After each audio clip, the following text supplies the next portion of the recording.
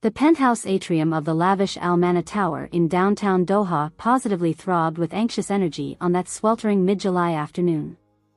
Dozens of personal staffers, luxury brand coordinators, and Qatari family retainers scurried about in a frenzy, preparing for the arrival of one of the wealthiest and most influential businessmen on the planet. Wafra Al Mana, the reclusive Emirati billionaire scion of the Saudian retail conglomerate, was due at the 62nd floor Dubai residential palace in just over an hour. Having just touched down at Hamad International after an exhausting 20-hour flight from his latest business dealings in Japan, the globally renowned tycoon would naturally require only the most meticulously orchestrated reception. Ordinarily, such an event would barely merit a second glance from the hyper-competent domestic teams that had orbited the Al Mana dynasty's ultra-rarefied world for decades. They prided themselves on proactively anticipating the whims and impulses of one of humanity's supreme power elites well before that trademark turbine-powered falcon even touched down. From arranging fresh floral bouquets color-matched to Wafra's mood rings, to tracking each passing Neapolitan cloud formation to optimally diffuse the estate's aromatherapy humidifiers, no indulgence or environmental nuance was too microscopic to escape their mastery in crafting ephemeral perfection. Yet this particular return carried an electrified frisson of anxiety rarely experienced even among the elite cadres coddling this plutocrat's every comfort. Because for the first time in living memory, the inscrutable mogul, long renowned for his fanatical privacy and exacting standards of decorum, had personally issued a strict virtual communication blackout for the entirety of his Narita to Doha return voyage. All attempts by his usual battalion of family advisors to establish secure video links en route met with the same curt rebuttal from Al Mana's executive attaché. Not only should they avoid any effort to interface with their employer's airborne office suite until further notice, but the billionaire's mood could only be described as extreme unrest and volatility. Under no circumstances would any routine check-ins or bottomless status reports be tolerated until he had disembarked in Qatar.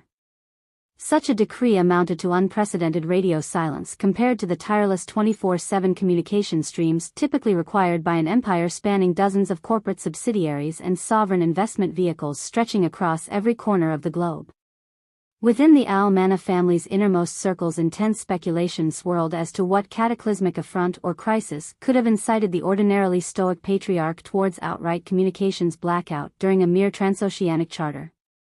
The aghast hypotheticals ventured by even the normally unflappable domestic command quickly escalated from terrorist incidents, coups d'états, or even outright regional insurrections. In point of fact, the explosive controversy detonating the Emirate mogul's legendary unshakable poise could ultimately be traced back to one unlikely source, a seemingly innocuous airport publicity appearance alongside international celebrities during brief layover at Narita. Having dutifully escorted the renowned Qatari through the private terminal protocols like every prior first-class transit, Al Mana's entourage paid little mind at first as a throng of media shutters began clicking around them. The billionaire magnate had long accepted such fleeting press intrusions as merely the repetitious background noise of his global power movements, with nary a flicker of acknowledgement required. Yet even jaded paparazzi veterans felt their skilled sixth sense prickling as a familiar bronzed visage insinuated itself into the shot lines barely 5 yards from Wafra's shoulder. In less than a heartbeat, the subtle tectonic clicks of recognition ricocheted like a thunderbolt through both camps. Meghan Markle. The Duchess of Sussex herself arrived like a supernova striding down Narita's polished aero bridges, powdery robes billowing as her own entourage of amplified voices and PR flunkies fanned out around her. The tablescaped American princess and her sister spouse were apparently killing their own pre-flight logistics before hustling separate security channels to their own upcoming long-haul departures. For several eternal heartbeats, the most captivating feminist icon on planet Earth basked in the familiar flashes and shrill reporter squalls adoring her mere proximity, long chestnut tresses wafting as she pivoted in that inimitably regal fashion. Small hands sculpting artful shapes, doubtless orating to circuitry mics and sparkling lenses about ambition, self-belief, and the courage to disrupt life startlingly loud. Then her deep navy eyes locked with the imperturbable Arabian's pale basilisk stare boring into her from the shadows behind a security kiosk. And the world around both cultural juggernauts ground to a shuddering halt. As if choreographed by some unseen theater director, the ensuing silence suspended that tensile moment of mutual recognition in amber. Electrified acknowledgments crackled across the jet bridge like ball lightning, sucking all residual oxygen from the air until only rarefied sparks of human destiny remained. With every measured step, two diametrically opposed yet undeniably apex avatars, she of the Sussex soft eyes, he a pinnacle unchallengeable potentate, began drifting through the stilled continuum towards their cosmic intersection. Neither registered the widening contrails of bewildered staffers and media wakes parting around their collision course, arrowed into direct tractor beam acquisition like the only celestial presences left in a realm of mere mortal peripheries. A convergence of two errant singularities briefly sharing the same infinite continuum, until the expanding dimensional strain inevitably snapped in blinding epiphany. And less than 6 feet from Wafra Al Mana's stern granite monolith, Meghan Markle bestowed a soft beatific smile from utterly depthless wells of regenerative feminine compassion. As if blessing an acolyte before the harshest ordeals of their pilgrimage ahead. "My friend," she appeared to mouth across that uncanny void of withheld breaths. Paparazzi snappers' flashes flooded the gap in desultory cadence, burning the mystic glamour goddess's features into epic posterity. It remains unknown whether the Duchess merely mouthed an honorary acknowledgement of their accidental intersection, or something far more metaphysically intimate beyond the stunned witness's comprehension. But whatever tactical nanoseconds of enlightened context transpired between these two titans embodied in a single welcoming gaze, Wafra Al Mana's centuries of restraint, control, and reserve simply disintegrated in a retching shockwave of undoing. "Get away from me." The slaveried mogul's eruption split the air like a cannon's roar, hand lashing out to physically batter away the Californian's benediction. Nearby royal attaches scattered like billiard balls from the percussive force of his invective. "How dare you sully my presence with your grasping sexual depravities and profane idolatries, you heretical beast." And from there, restraint and the respectful filters of civil society utterly collapsed.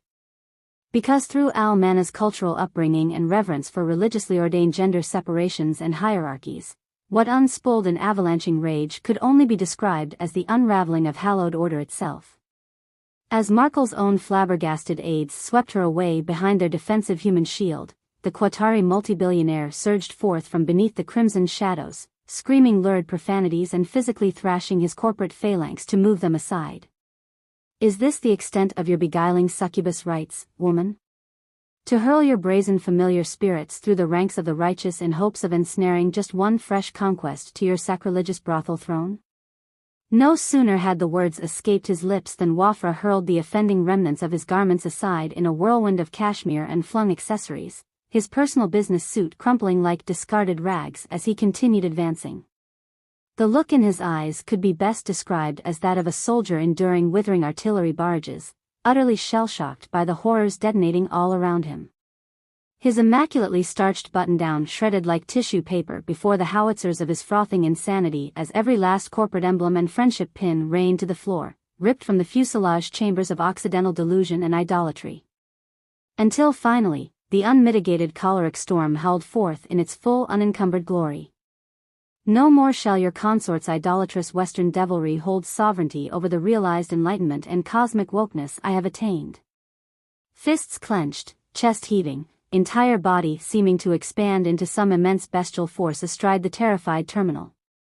"Allah has favored me alone with this superior intellect to savor your herbivorous herds unmaking, that I alone may descry the mongrel pining you whores disguise as feminine vigor."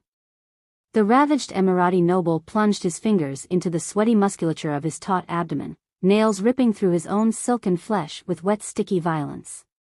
Attendants and pedestrians now screamed and fled in every direction, exposed to the undiluted truth of his barbaric metamorphosis.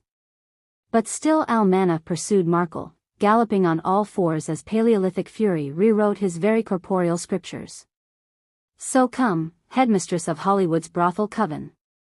Unleash your matriarchal venoms and Gorgon myth-conceptions to turn Allah's foremost acolyte unto stone itself if you wish."